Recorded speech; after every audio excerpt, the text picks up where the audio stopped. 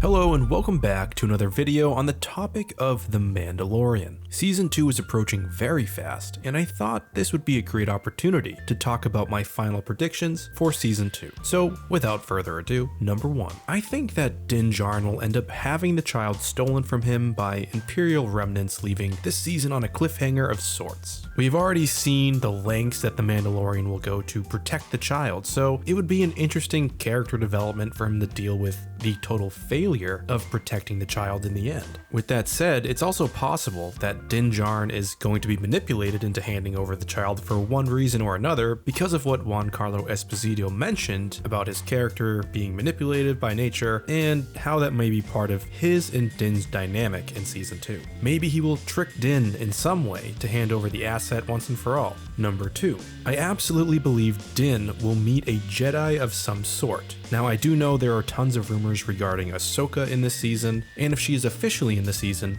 awesome. I hope she's just not used as a cheeky kind of character to bait people into watching. Now, with that aside, I like Ahsoka being the surrogate Jedi because she actually isn't a Jedi anymore. She's something else, and has experienced the pros and cons of the Order. Now, we know Din was told that the Jedi are the enemies of Mandalorians, so meeting Ahsoka and getting a more broad perspective on the actual facts of who the Jedi are would make sense. Plus, it would also be really amazing to see a little mini battle between Din and a Force user, or Ahsoka. It would be kind of like a sweet callback to Episode 2.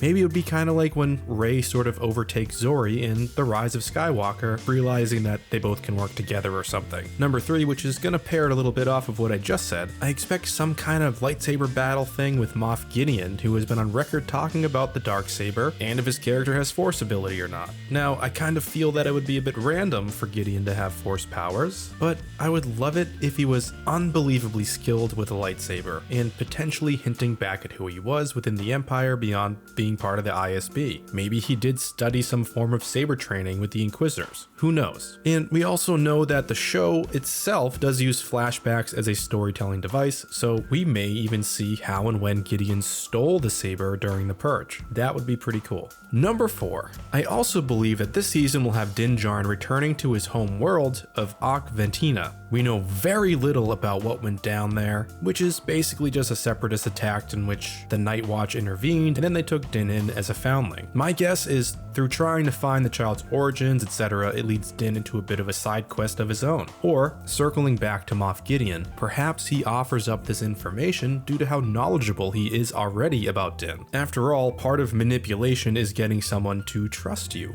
So this could be part of all of Moff Gideon's grand plan. And this last one, number 5, it's a huge speculative idea, but I believe that the final 2 episodes of the season, if they're really following the formula that Season 1 had, which was kind of hinted at by Jon Favreau, I think both of those episodes will take place in one location aboard Moff Gideon's Star Destroyer, which I believe was sort of revealed in Giancarlo Esposito's interview. At least it was mentioned that a familiar Imperial ship of some kind was going to be part of Season 2, and I think that would make a lot of sense, having it be a Star Destroyer. Now, of course, we know that Moff Gideon didn't go out to the unknown regions with everybody else. He's just sticking around doing his Imperial Remnant Lord thing. So yeah, I imagine just like a bunch of other cells of Imperials, he also has his own flagship. And I think that would make a lot of sense because Gideon was on Greef and Mando's territory in Season 1, and now the tables have turned. And for one reason or another, Team Mando are going to infiltrate Gideon's Star Destroyer, leading to that potential cliffhanger ending where Din no longer is in possession of the child. Whether this is via manipulation or just straight up failure to protect the child is up in the air. Again, this is all speculation. So that's honestly all the things that have been floating around in my mind about Season 2. I'm glad that the trailers gave away absolutely nothing beyond just some visual beauty. I think that's how trailers should be. Just kind of vague, give you a vibe, and you go see it for yourself and judge if it's good. So to sign this off,